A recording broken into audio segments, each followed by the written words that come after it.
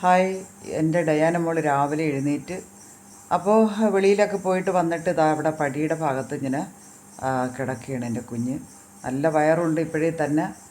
അപ്പോൾ ഇങ്ങനെ വയറിൽ ഇങ്ങനെ തടവി കൊടുക്കുന്നത് അവൾക്ക് ഭയങ്കര ഇഷ്ടമാണ് കേട്ടോ. ഭയങ്കര തളർച്ചയാണ്. നമുക്കറിയാലോ, ഒരു ജീവൻ്റെ തുടിപ്പ് ഉള്ളിൽ വളരുന്നതാണ്. അപ്പോൾ മനുഷ്യനായാലും മൃഗമായാലും ഒരേ കണക്ക് തന്നെയാണ്.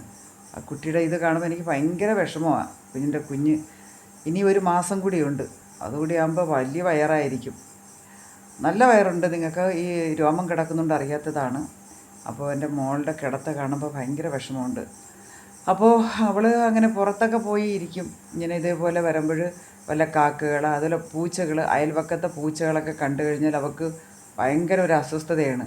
അവൾക്ക് പിന്നെ അവരെ പോയി പിടിക്കണം. നമ്മുടെ വീട്ടിലെ കുട്ടായിയൊക്കെ ഉണ്ടെങ്കിൽ കുഴപ്പമൊന്നുമില്ല. കുട്ടായിയോട് ഭയങ്കര കാര്യമാണ് കേട്ടോ. വെളിയിലുള്ള പൂച്ചകളെയൊക്കെ കണ്ട് അവൾ അപ്പം കുരയ്ക്കും. അതായത് ഒരാളൊന്ന് ചെറുതായിട്ട് ഹെൽപ്പ് കൊടുത്താൽ, അതൊരു കുരയ്ക്കുന്നത് കൊടുത്താൽ അവിടെ കൂടെ കുരയ്ക്കും.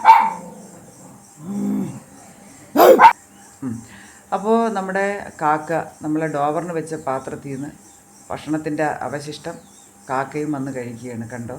പിന്നെ ഇവർക്ക് കാക്കയ്ക്ക് വെള്ളവും ഭക്ഷണവും ഒക്കെ കൊടുക്കാൻ വേണ്ടി അതിൻ്റെ മുകളിൽ ഞാനൊരു സജ്ജീകരണം ഒരുക്കിയിട്ടുണ്ട്.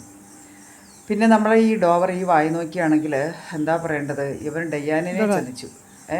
ഡയാനിനെ ചതിച്ച കൂടാതെ അവൻ ഇന്നലെ വേറൊരു പെണ്ണിനെയും കൂടി അവൻ ചതിച്ചിരിക്കുകയാണ്. എനിക്കിതെങ്ങനെ സഹിക്കും?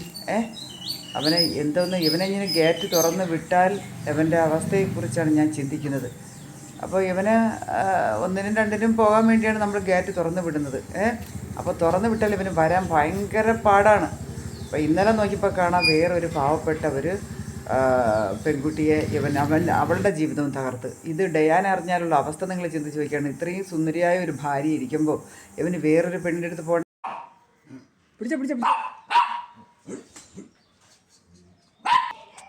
അങ്ങനെ ഡയാന മോളിങ്ങനെ കുരയ്ക്കുകയാണ്.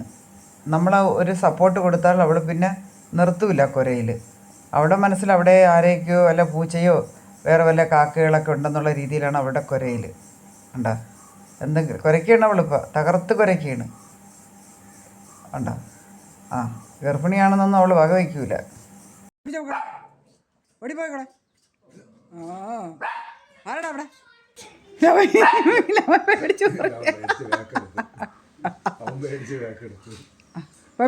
ഡയാനയുടെ കുരയിൽ കേട്ട് വെളിയിൽ നിന്ന അവളെ കെട്ടിയവൻ പേടിച്ചു പോയി. അതായത് ഡോവർ രാജകുമാരൻ പേടിച്ചു പോയി ഇവളുടെ കുരയിൽ ഇട്ടിട്ട്. ഭാര്യ ഒരു കുരയിൽ കുരച്ചാൽ അവൻ 7 വെള്ളത്തിൽ അവൻ മൂത്രം ഒഴിക്കും. അതാണ് ഡോവറിന്റെ പ്രത്യേകത. അപ്പോൾ എന്താ പറയുക, ഇങ്ങനെ നമ്മളെ രാജകുമാരി ഇങ്ങനെ തുണിയൊക്കെ കടിച്ചുകൊണ്ടിരിക്കുകയാണ്.